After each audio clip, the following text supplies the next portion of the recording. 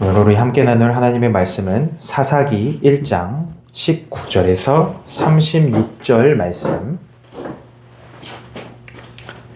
사사기 1장 19절에서 36절까지 말씀. 제가 가진 성경은 구약 성경 361페이지에 있습니다.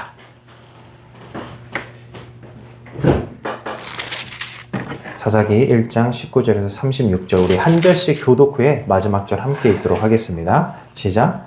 여호와께서 유다와 함께 계셨으므로 그가 산지 주민을 쫓아내었으나 골짜기의 주민들은 철병거가 있으므로 그들을 쫓아내지 못하였으며 그들이 모세가 명령한 대로 헤브론을 갈렙에게 주었더니 그가 거기서 아낙의 세 아들을 쫓아내었고 베냐민 자손은 예루살렘에 거주하는 여부스 족속을 쫓아내지 못하였으므로 여부스 족속이 베냐민 자손과 함께 오늘까지 예루살렘에 거주하니라.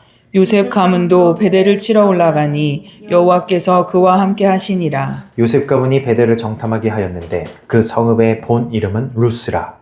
정탐꾼들이 그 성읍에서 한 사람이 나오는 것을 보고 그에게 이르되 청하노니 이 성읍의 입구를 우리에게 보이라. 그리하면 우리가 내게 선대하리라 하매 그 사람이 성읍의 입구를 가리킨지라. 이에 그들이 칼날로 그 성읍을 쳤으되 오직 그 사람과 그의 가족을 놓아 보내매 그 사람이 헷사람들의 땅에 가서 성읍을 건축하고 그것의 이름을 루스라 하였더니 오늘까지 그곳의 이름이 되니라. 므낫세가 베스안과 그의 딸린 마을들의 주민과 다아낙과 그의 딸린 마을들의 주민과 돌과 그의 딸린 마을들의 주민과 이블루암과 그의 딸린 마을들의 주민과 무기또와 그의 딸린 마을들의 주민을 쫓아내지 못하매 가나안 족속이 결심하고 그 땅에 거주하였더니 이스라엘이 강성한 후에야 가나안 족속에게 노역을 시켰고 다 쫓아내지 아니하였더라. 에브라임이 게셀에 거주하는 가나안 족속을 쫓아내지 못하매 가나안 족속이 게셀에서 그들 중에 거주하였더라. 스불론은 기드론 주민과 나할롤 주민을 쫓아내지 못하였으므로 가나안 족속이 그들 중에 거주하면서 노역을 하였더라. 아셀이 악고 주민과 시돈 주민과 알랍과 악십과 헬바와 아빗과 르홉 주민을 쫓아내지 못하고 아셀 족속이 그 땅의 주민 가나안 족속 가운데 거주하였으니 이는 그들을 쫓아내지 못함이었더라. 납달리는 베세메스 사람 주민과 베나단 주민을 쫓아내지 못하고 그 땅의 주민 가나안 족속 가운데 거주하였으나 베세메스와 베나단 주민들이 그들에게 노역을 하였더라.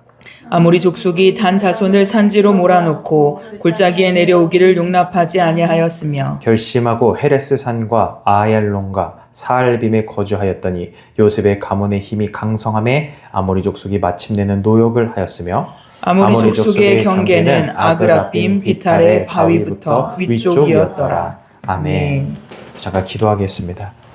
하나님 감사합니다. 오늘도 주의 말씀 나눌 수 있도록 인도해 주심에 감사합니다.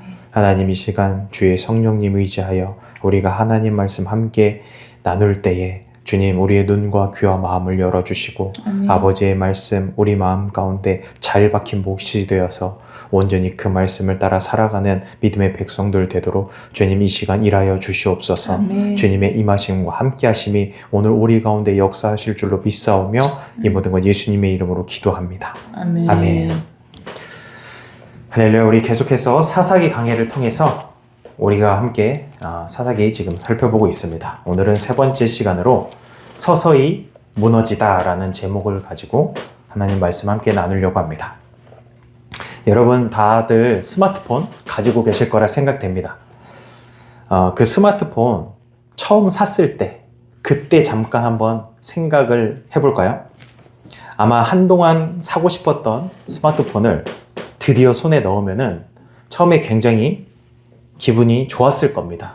그래서 모든 사람들이 다 그런 건 아니겠지만 아마 대부분의 사람들이 샀을 때 박스를 열 때부터 굉장히 조심스러웠을 거예요.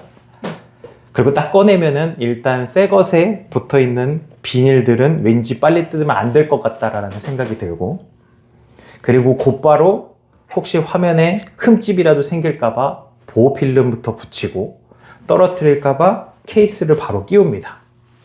그렇게 나름대로 스마트폰의 안전을 최우선으로 신경을 쓰고 나서 그래도 못 믿어서 우리가 책상 위에 올려놓을 때 굉장히 조심조심해서 올려놔요. 그렇죠?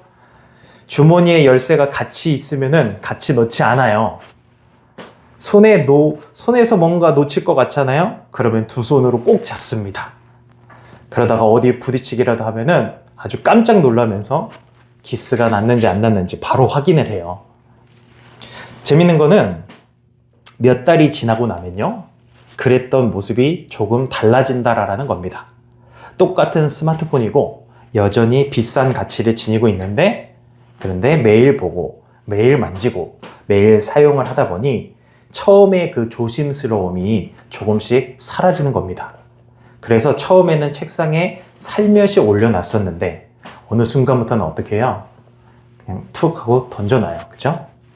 처음에는 떨어뜨리면 큰일 날 것 같이 그랬는데 한두 번 떨어뜨리고도 별일이 없으니까 점점 아무렇지 않는 겁니다. 처음에는 작은 흠집이 하나만 생겨도 마음이 어때요? 내 몸에 흠집이 난 것 같이 마음이 아파요. 근데 언제인지는 잘 모르겠는데 어느 순간부터는 어떻게 돼요? 흠집이 나면은 뭐 이 정도는 괜찮겠지, 이렇게 생각을 해요. 그렇죠? 그래서 스마트폰을 지금도 껴안고 자는 그런 사람은 없을 겁니다. 여러분, 이렇게 마음이 바뀐 게 우리가 어느 날 아침에 딱 일어나가지고 오늘부터는 이 스마트폰 소중하게 여기지 말아야지, 이렇게 결심을 해서 그런 건가요? 그렇지 않아요. 그런 사람은 아무도 없어요. 그럼 왜 소중하게 여겼던 그 마음이 바뀌게 된 건가요? 사실 딱히 무슨 계기가 있는 것도 아니고 그냥 매일 사용하면서 익숙해졌을 뿐이에요. 그냥 매일 보고 만지고 사용하다 보니 어느 순간 처음에 그 조심스러웠던 그 마음이 조금씩 사라진 겁니다. 그러다 보니 어느 순간 처음과는 조금 다른 모습으로 이제 스마트폰을 대하는 거죠. 그래서 웃긴 게, 내가 이걸 언제부터 이렇게 막 다루기 시작했지? 라고 생각을 해보면요, 정확히 언제부터 그랬는지 알 수가 없어요. 딱 어느 날이라고 말하기가 굉장히 힘듭니다. 그냥 언제인지 모르는 그 어느 날부터 나도 모르게 자연스럽게 된 거예요. 근데 여러분, 오늘 본문 속에 이스라엘 모습을 따라가다 보면은 이런 비슷한 모습을 볼 수 있고요. 그리고 이런 질문들을 하게 됩니다. 그럼 이스라엘 백성들은 도대체 언제부터 이렇게 된 걸까?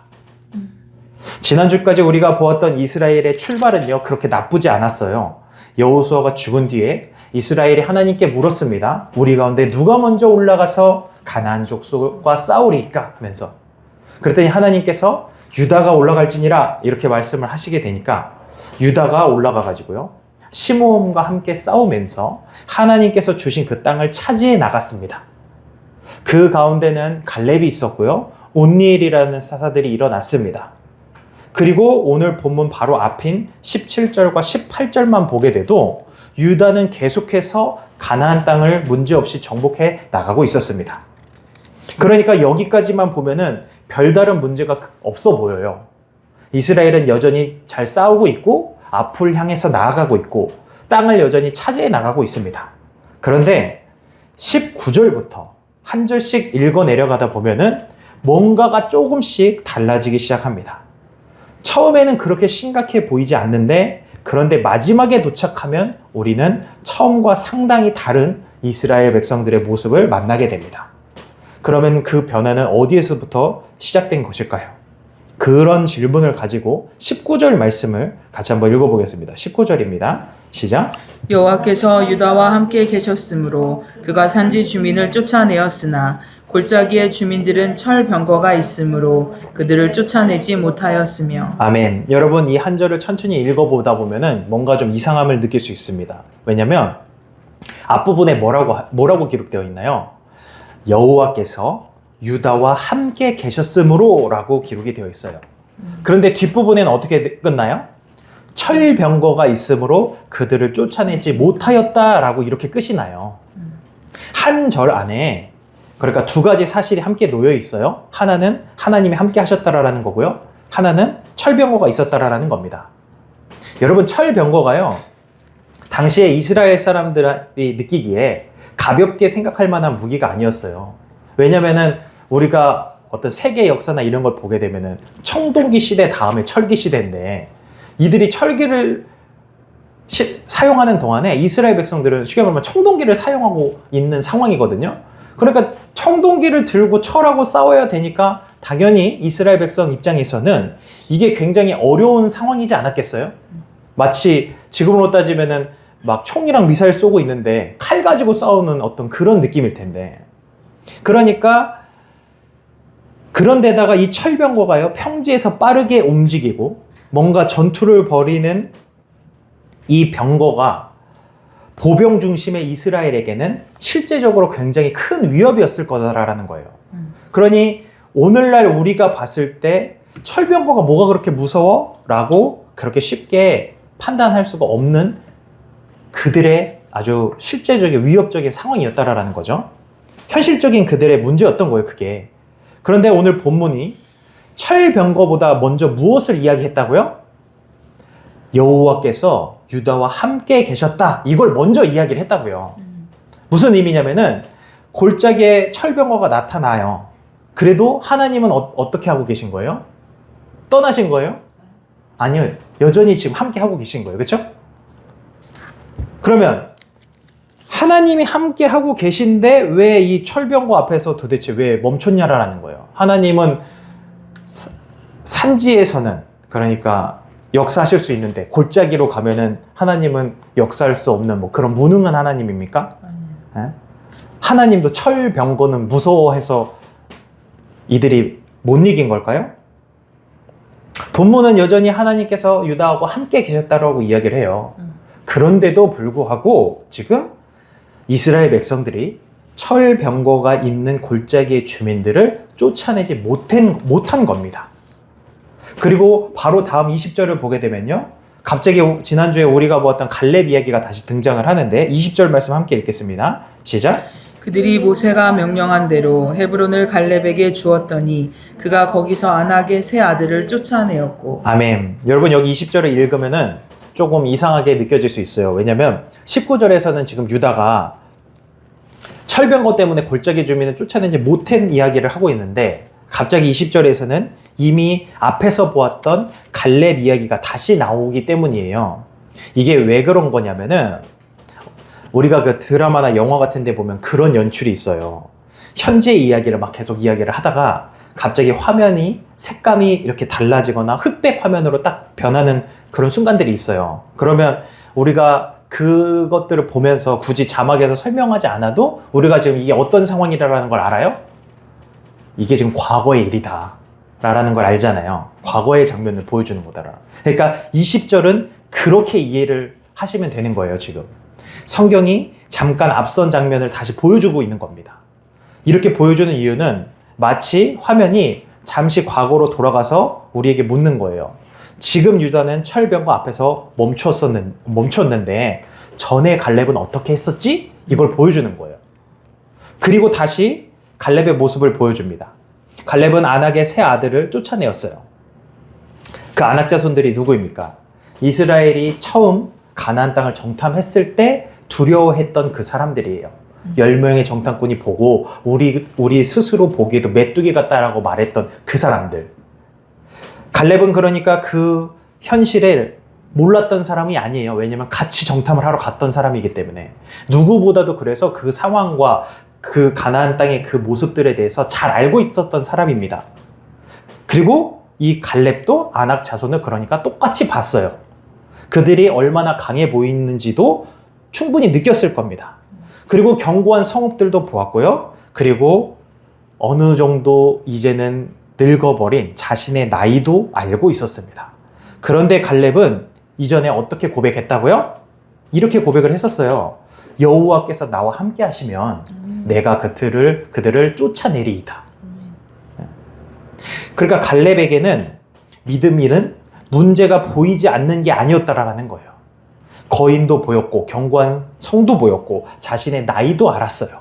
그런데 그 모든 현실보다 더 분명하게 붙잡은 것이 뭐였다고요? 여호와께서 나와 함께 하시면. 아멘. 그런데 여러분 19절도 지금 같은 이야기를 하고 있지 않나요? 여호와께서 유다와 함께 계셨으므로. 그러니까 지금 하나님은 유다하고 함께 계신 거예요. 그런데도 그들을 쫓아내지 못하고 있는 거예요. 그러면 우리는 질문이 생기지 않을까요? 정말 문제가 철병거뿐이었을까? 어떤 이런 질문? 물론 철병거가 실제적인 문제였어요. 그런데 문제는 그것만이 아니었다라는 거예요. 하나님은 여전히 함께 하고 계시는데 그들의 걸음은 어떤 현실 앞에 멈추었다라는 겁니다. 그게 문제인 거예요, 지금. 우리가 유다 사람들의 마음속을 다 알 수가 없어요. 성경이 그들이 두려워서 포기했다라고 이렇게 설명하고 있는 게 아니기 때문에 그들의 감정을 함부로 단정할 수는 없습니다. 그러나 결과는 분명해요. 하나님께서 그들과 함께 하셨는데 그들은 더 나아가지 못했다라는 결과는 분명해요. 사랑하는 여러분, 우리 신앙에도 이런 순간이 있습니다. 하나님이 없다고 생각하는 것은 아니에요. 성경이 틀렸다고 말하는 것도 아니고 하나님을 버리겠다고 선언한 것도 아닙니다. 그런데 어떤 영역에 도착을 하면요, 갑자기 말이나 생각이 달라지는 거예요. 어떻게 달라져요? 말씀은 맞는데 이번 상황은 좀 다르지. 원칙적으로는 그런데 현실적으로는 좀 어렵지. 하나님이 함께 하시는 것은 믿지만 이것까지 하는 건 좀 그렇지. 여러분, 우리는 이런 모든 순간들 속에서 한 번도 하나님을 부인하지는 않아요. 다만 어느 한 영역에서 하나님의 말씀보다 내 앞에 놓인 현실을 더 크게 계산을 한다라는 거예요. 하나님이 안 계신다고 말하는 것은 아니지만 그 순간만큼은 하나님의 말씀보다 현실의 조건을 더 크게 본다라는 거예요. 그래서 용서해야 한다라는 걸 알면서도 그 사람은 안 된다라고 얘기를 하는 거고, 정직해야 한다라는 걸 알면서도 이 정도는 누구나 하는 거야 라고 생각을 하는 거예요. 하나님께 맡겨야 한다라는 걸 알면서도 어떤 문제만큼은 끝까지 내가 붙잡고 놓지 않는 게 있는 거고요. 사랑해야 한다라는 걸 알면서도 어느 순간엔 나도 할 만큼 했어라고 그렇게 선을 그어버리는 거예요. 여러분, 이것이 왜 위험할까요? 이게 굉장히 위험한데 이게 왜 위험할까요? 이전까지, 그러니까 그 앞까지는 굉장히 잘했기 때문이에요. 유다도 많이 싸웠고 지금 많은 성읍들을 점령을 했어요. 그렇죠? 주님이 명령하신 땅들을 차지를 했단 말이에요. 그렇기 때문에 그러고 나서 맞닥뜨린 순간이에요. 그러면 우리가 그 자리에 있었다면은 이런 생각 들 수도 있지 않겠어요? 그래도 이 정도 했으면 많이 하지 않았나? 이렇게. 그리고 그런 마음이 이런 식으로 우리에게도 찾아올 수 있다라는 거예요. 나는 그래도 예배를 드리고 있으니까 괜찮지 않나? 나는 그래도 지금까지 많이 헌신했으니까 괜찮지 않나? 나는 그래도 다른 사람보다 많이 참았잖아. 여러분, 바로 이 지점에서 신앙의 아주 미세한 변화가 시작될 수 있다라는 거예요. 그 변화란 무엇이냐? 지금까지 한 순종으로 지금 하지하고 있는 순종을 합리화하려라는 거예요. 지금까지 한 순종으로 이제 앞에 놓여진 이 부분을 하지 않는 것에 대해서 합리화하려고 하는 거. 나는 그래도 다른 사람보다 여기까지 많이 했잖아 하면서. 여러분, 그렇다고 해서 지금까지의 순종이 중요하지 않다라는 말은 아니에요. 하나님께서 기뻐하시는 순종들 굉장히 하나님 앞에서 굉장히 귀한 일입니다. 그러나 어제의 순종이 오늘의 순종을 대신해 주지는 않는다라는 거예요. 하나님께서 지금 내게 말씀하신다면 중요한 것은 내가 여기까지 얼마나 잘해왔는가만이 아니라 오늘 그 말씀 앞에서 어떻게 반응하느냐, 이게 중요하다라는 거예요. 그런데 바로 그 순간 우리 마음속에는 어떤 마음들이 생겨나요? 여기까지 했으면 됐지, 이만큼 했으면 됐지, 이거 하나쯤은 문제 없겠지 하면서 다른 생각들이 올라올 수 있고 그러기 시작한다라는 거예요. 여러분, 이런 생각들이 왜 위험한가요? 하나님을 버리겠다라는 말이 아니기 때문이에요. 이제부터 내가 하나님의 말씀에 순종하지 않겠습니다 라고 말하는 게 아니다라는 거예요. 오히려 나는 이미 많이 했잖아, 꼭 그렇게까지 해야 하나? 라는 말들이 굉장히 우리에게 어떻게 다가와요? 합리적으로 다가오기 때문이에요. 문제는 이렇게 생각하기 시작하면서 어느 순간부터 어떻게 되냐면 순종의 범위를요, 하나님이 아니라 내가 결정하기 시작한다라는 거예요. 그러면서 하나님께서 여기까지라고 말씀하신 것이 아닌데 내가 여기까지라고 선을 긋는 거예요. 여러분, 우리가 한 번도 실패해서는 안 된다라는 그런 말을 하고 있는 게 아니에요. 우리는 실패할 수 있어요. 두려워할 수도 있고 때로는 말씀대로 순종하지 못할 수도 있습니다. 그러니까 문제는 넘어지는 것 자체가 문제가 아니에요. 넘어졌다면 다시 일어서면 됩니다. 두려웠다면 다시 하나님을 바라보면 돼요. 순종하지 못했으면 다시 순종하면 됩니다. 근데 진짜 문제는 뭐냐면은 내가 멈춘 자리를 어느 순간 괜찮은 자리라고 받아들이기 시작하는 거, 이게 문제다라는 거예요. 그리고 그렇게 생각하는 순간 더 이상 그 자리에서 어떻게 돼요? 이제 앞으로 나아가려고 하지 않게 된다라는 거예요. 여러분, 이런 모습이 19절에만 있었다라고 한다면은 이것을 한 번의 실패라고 생각을 했을 수도 있어요. 철병거라라는 어려움이 너무 크니까 그래, 그럴 수도 있지 라고 한 번 정도 그렇게 생각하고 넘어갈 수도 있을지도 몰라요. 그런데 문제는 비슷한 모습이 여기에서 끝나지 않는다라는 거예요. 다음 절로 가면요, 다른 지파에서도 비슷한 모습들이 나타나기 시작하는데 21절 말씀 같이 한번 읽겠습니다. 시작. 베냐민 자손은 예루살렘에 거주하는 여부수 족속을 쫓아내지 못하였으므로 여부수 족속이 베냐민 자손과 함께 오늘까지 예루살렘에 거주하니라. 아멘. 이번엔 베냐민이에요. 유다에서 나타났던 일이 이제 베냐민에게도 나타나는데 어떻게 나타나느냐? 22절부터 보게 되면은 이 베냐민 얘기가 여기 이렇게 나오죠. 여부수 족속을 쫓아내지 못하였고, 그러니까 쫓아내지 못했다라는 일이 지금 반복이 됐어요. 그리고 바로 이어지는 게 22절부터는 요셉 가문이에요. 그렇죠? 22절도 읽어볼까요? 시작. 요셉 가문도 베델을 치러 올라가니 여호와께서 그와 함께 하시니라. 아멘. 여기에 보면 익숙한 표현이 등장하죠. 어떤 표현이에요? 여호와께서 그와 함께 계셨다고. 그렇죠? 분명히 여호와께서 함께 계셨다고 해요. 그런데 그 다음에 어떤 일이 벌어지냐면요, 보세요. 요셉 가문은 베델을 정탐을 해요.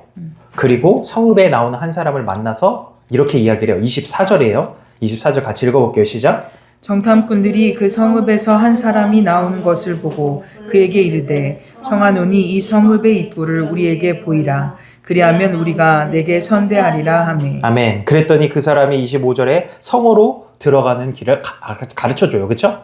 그래서 이스라엘 성읍을 치면서 약속대로 그 사람과 그의 가족을 살려주게 돼요. 여기까지만 보면은 작전은 성공적인 거예요.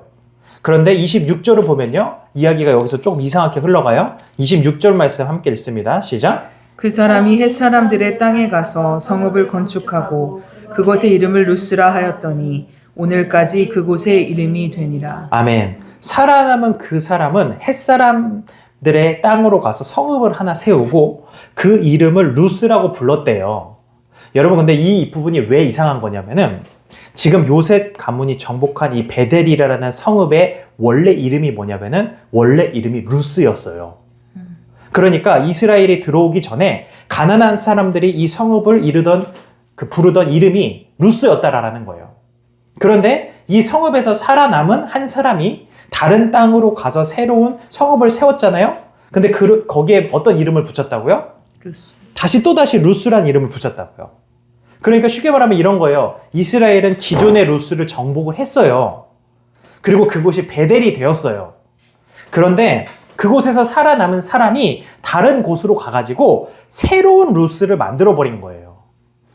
하나의 루스는 그러니까 사라진 것 같은데 다른 곳에서 또 하나의 루스가 생겨버린 거예요.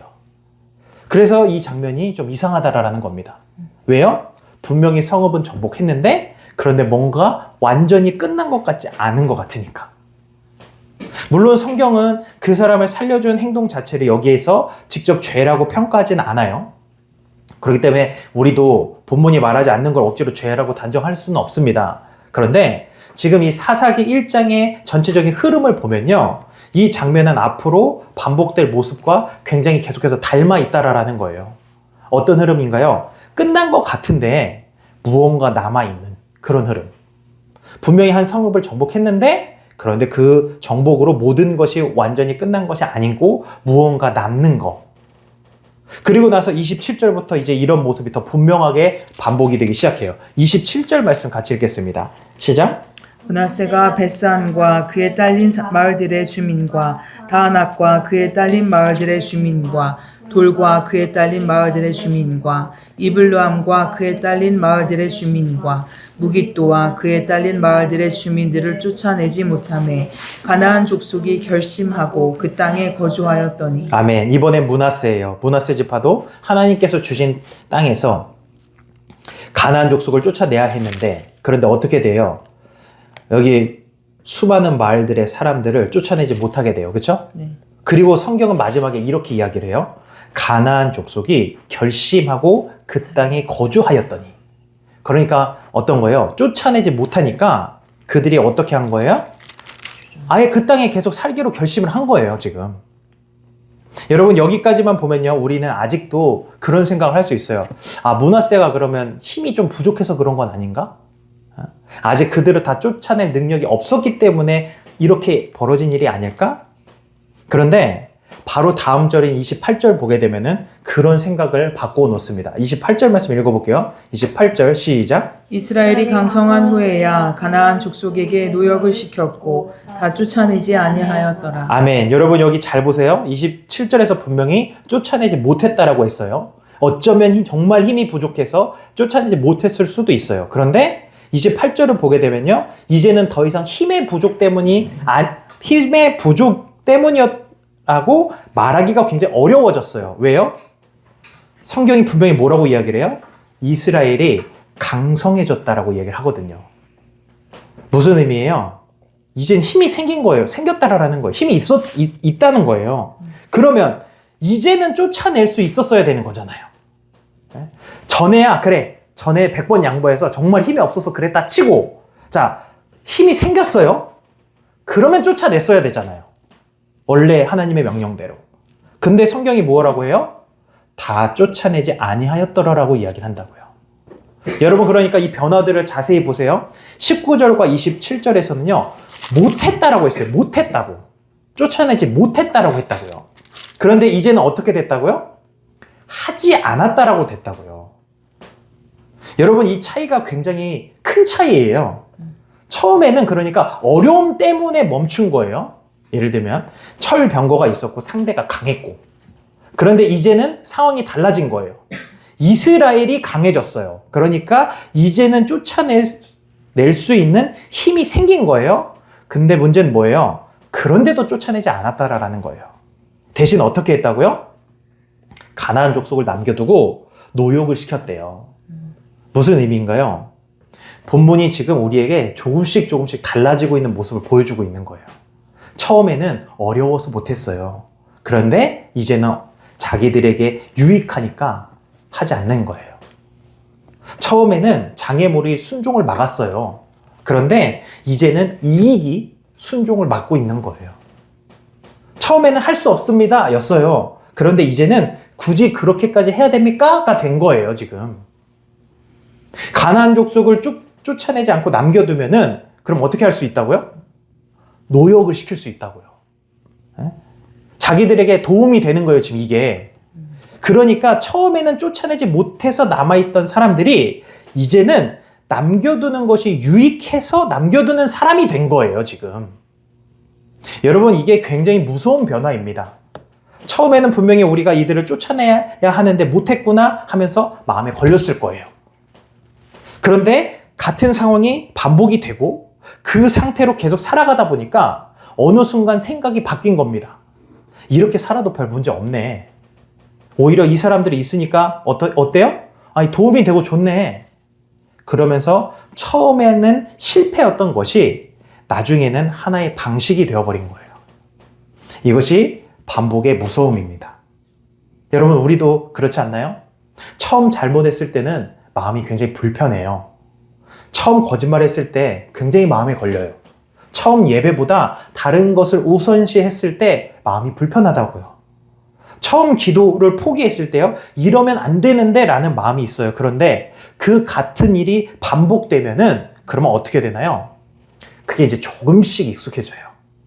그 조금씩은 어느 정도냐면은 내가 알아차릴 수 없을 정도로. 그리고 익숙해지잖아요. 그러다 익숙해지면요, 어느 순간부터 이제 이유를 만들기 시작을 해요. 그럴 수밖에 없었어. 다들 그렇게 하잖아. 현실적으로 이 방법이 더 낫잖아 하면서요. 그러면서 이제 처음에는 잘못이라고 생각했던 것을 나중에는요, 설명하기 시작해요. 조금 더 지나면 정당화합니다. 그리고 더 지나면요, 오히려 그것이 나에게 필요한 것이라고 그렇게 생각을 하기 시작해요. 이스라엘 백성에게 있어서 가나안 족속이 바로 그렇게 된 거예요, 지금. 처음에는 쫓아내지 못했던 대상이었어요. 그런데 이제는요, 쫓아내기 아까운 대상이 되어버렸어요. 여러분, 죄와 타협이 언제나 우리에게 손해처럼 찾아오는 것은 아니에요. 때로는 굉장히 유용하게 보일 때가 있어요. 그래서 더 위험한 거예요. 조금 정직하지 않으면 일이 빨리 풀릴 수 있고, 조금 원칙을 내려놓으면 관계를 편하게 가져갈 수 있고, 사람들에게 조금만 맞추면 그러면 인정받기 쉽거든요. 돈을 기준으로 결정하면 당장은 이익이 될 수 있어요. 미움을 놓지 않으면 내가 끝까지 옳은 사람처럼 느낄 수 있다고요. 그런데 그렇게 하다 보면은 어떻게 되냐면요, 우리가 하나님의 뜻을 묻기 전에, 하나님에게 뜻을 묻기 전에 다른 것을 먼저 묻게 된다라는 거예요. 뭘 물을까요? 이게 나에게 도움이 되나? 이게 나에게 유익한가? 이렇게요. 여러분, 우리가 순종하는 기준은 이것이 나에게 유익한가요? 그렇지 않아요. 하나님께서 말씀하셨기 때문에 우리는 순종하는 거예요.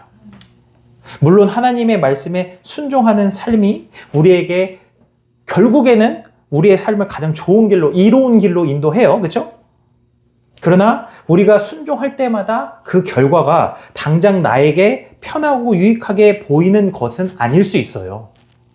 때로는 손해를 보는 것처럼 느껴질 수 있고요. 내려놓아야 할 수도 있고, 포기해야 할 수도 있고, 내가 원하는 것을 얻지 못할 수도 있어요.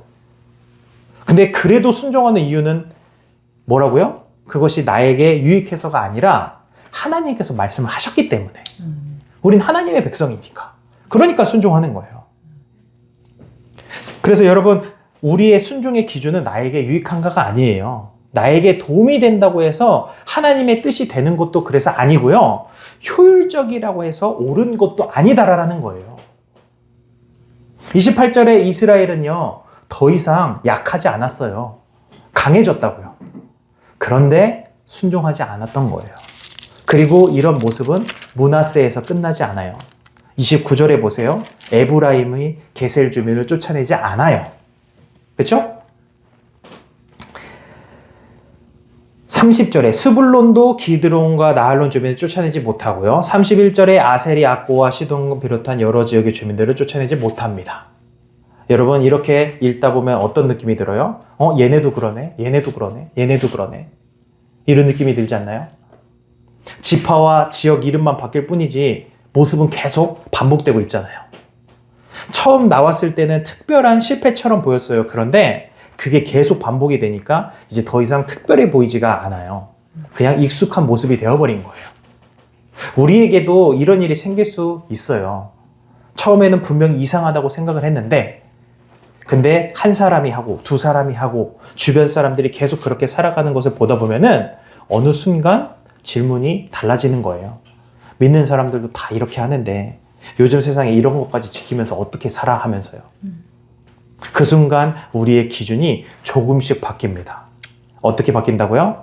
하나님의 말씀이 아니라 사람들이 기준이 되는 거예요. 다른 사람들이 기준이 된다고요. 하나님의 말씀이 그래서 무엇이라고 하는가 보다 사람들이 보통 어떻게 살아가는지를 보면서 그러면서 내 삶을 판단하기 시작하는 거예요. 말씀은 변하지 않았는데 내 기준이 달라져 버린 거예요. 그리고 32절에 가면요, 이제 표현도 달라져요. 32절 한번 읽겠습니다. 시작. 아셀 족속이 그 땅의 주민 가나안 족속 가운데 거주하였으니 이는 그들을 쫓아내지 못함이었더라. 아멘. 여러분, 뭐가 달라진 것 같아요? 앞에서는요, 가나안 사람들이 이스라엘 가운데 남아 있었어요. 그렇죠? 여태까지 앞에서는 그랬잖아요. 그런데 이제 어떻게 표현되고 있어요? 아셀 사람들이, 아셀 지파가 가나안 족속 가운데 살고 있었대요. 33절에 납달리도 비슷하죠? 그들도 그 땅 주민 가나안 족속 가운데 거주한다. 이렇게 되어 있잖아요. 그렇죠? 맞아요? 그러니까 뭔가 상황이 완전히 뒤집힌 것처럼 보이지는 않아요. 어쨌든 뭔가 서로 따로 이렇게 존재하는 거니까. 그런데 본문을 처음부터 따라온 우리는 느낄 수 있는 거죠. 계속해서 뭔가가 달라지고 있다라는 걸. 처음에는 그들이, 그러니까 가나안 족속들이 이스라엘 가운데 남아 있었어요.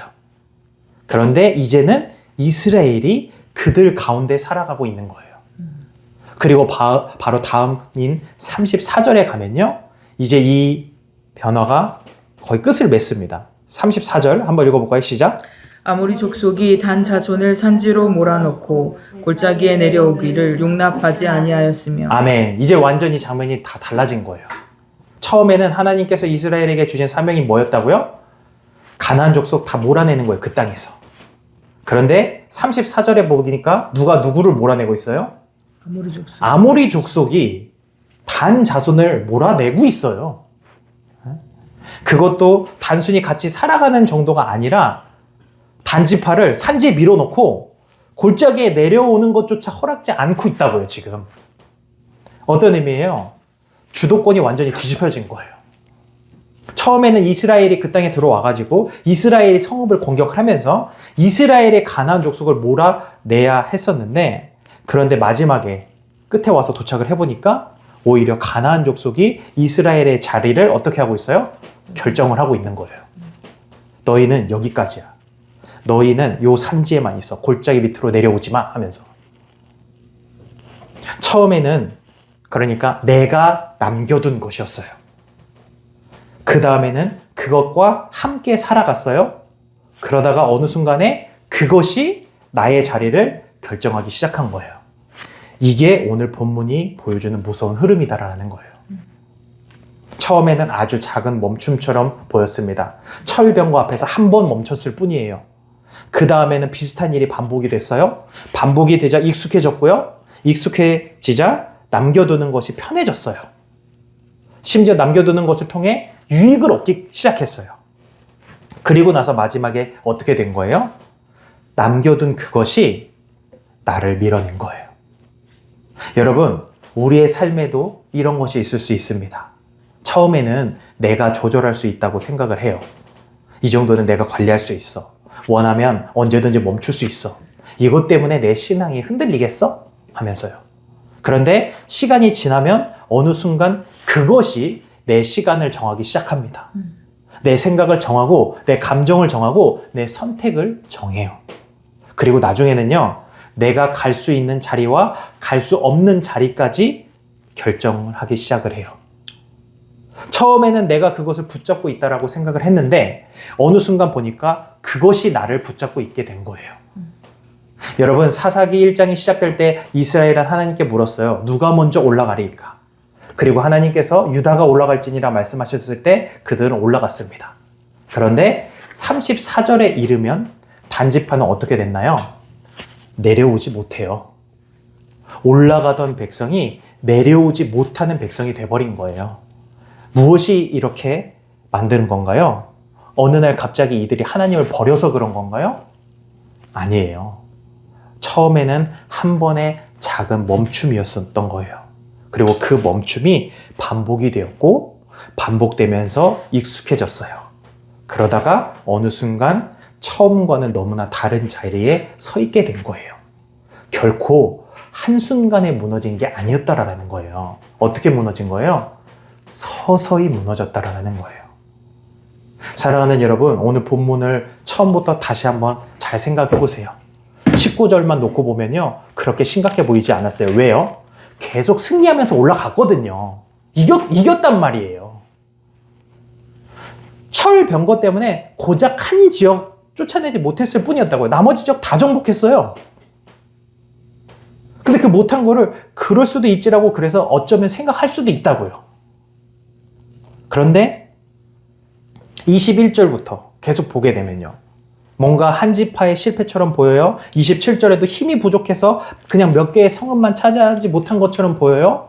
뭔가 하나씩 따로 떼어 놓으면 얼마든지 설명할 수 있는 일들처럼 보여요, 그게. 그런데 전체를 연결해 보면 이야기가 달라진다라는 거예요.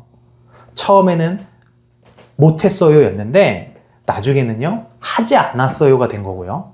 그리고 하지 않은 것이 반복이 되면서 어떻게 됐다고요? 익숙해졌어요. 익숙해지자 남겨두는 것이 오히려 유익해 보이기까지 했어요. 그러다가 마지막에는 자신들이 몰아내야 했던 사람들에게 자신들이 밀려나 버린 거예요. 여러분, 이스라엘은요, 한순간에 무너지지 않고 그러니까 서서히 무너졌다라는 거예요.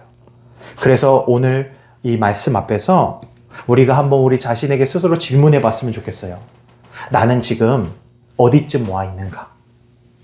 내 삶에는 예전에는 마음에 걸렸는데 지금은 너무 익숙해져 버린 건 있지 않은가? 예전에는 기도하지 않고 중요한 일을 결정하면 마음이 굉장히 불편했는데 이제는 하나님께 묻지 않고 내 생각대로 결정하는 것이 혹시 너무 자연스러워지지는 않았는가? 예전에는 누군가한테 상처 주는 말을 하고 나면은 마음이 굉장히 아팠는데 이제는 나는 원래 솔직한 사람이야 라고 말하면서 그냥 지나쳐버리고 있지는 않은가?